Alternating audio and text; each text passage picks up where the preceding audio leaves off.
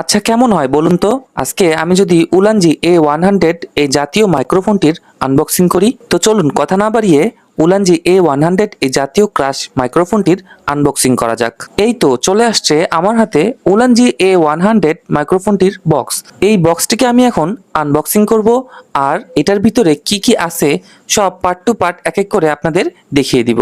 বক্সটি খোলার সাথে সাথেই প্রথমে আপনাদের চোখে পড়বে এরকম একটি ইউজার ম্যানুয়াল, তারপরেই এরকম একটি প্রিমিয়াম বক্স চোখে পড়বে আপনাদের। একই সাথে এই মাইক্রোফোন বক্সটির ভিতরে আপনারা অনেক কিছু পেয়ে যাবেন, যেমন এই বক্সটির ভিতরে আপনারা দুটি মাইক্রোফোন পেয়ে যাবেন, দুটি রিসিভার পেয়ে যাবেন ও দুটি উইংশেল পেয়ে যাবেন।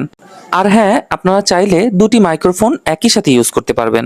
মাইক্রোফোনটির মধ্যে উইংশেল দুটি ম্যাগনেটিক না হওয়ার কারণে আমার কাছে একটু আনইজি লাগছে।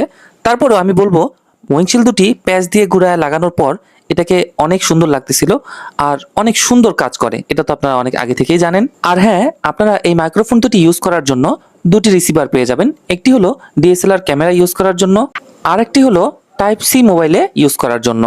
ও হ্যাঁ, আপনাদেরকে যদি ব্যাটারি ব্যাকআপ নিয়ে কথা বলি, তাহলে বলবো এটির একটা মাইক্রোফোন থেকে আপনারা 4 থেকে 5 ঘন্টা ব্যাটারি ব্যাকআপ পেয়ে যাবেন। আবার চার্জ শেষ হয়ে গেলে এই বক্সটি থেকে আপনারা একই সাথে 8 থেকে 9 ঘন্টা ব্যাটারি ব্যাকআপ পেয়ে যাবেন। এই মাইক্রোফোনটিতে আরও যা যা সুবিধা আছে তা হলো ক্লিপের মাধ্যমে ইউজ করতে পারবেন, আবার ম্যাগনেটিক চুম্বকের মাধ্যমেও এটি ব্যবহার করা যাবে। তো এই হচ্ছে উলানজি A100 মাইক্রোফোনটির বক্সের ভিতরের জিনিসপত্র। তো আপনারা যারা কন্টেন্ট ক্রিয়েটর আছেন, অল্প দামে ভালো একটি মাইক্রোফোন খুঁজতেছেন, তাদের জন্য আমি প্রেফার করব এই উলানজি A100 মাইক্রোফোনটি বেস্ট। তো আজ এই পর্যন্তই। এরকম সুন্দর সুন্দর ভিডিও পেতে আমাকে কমেন্ট করতে পারেন।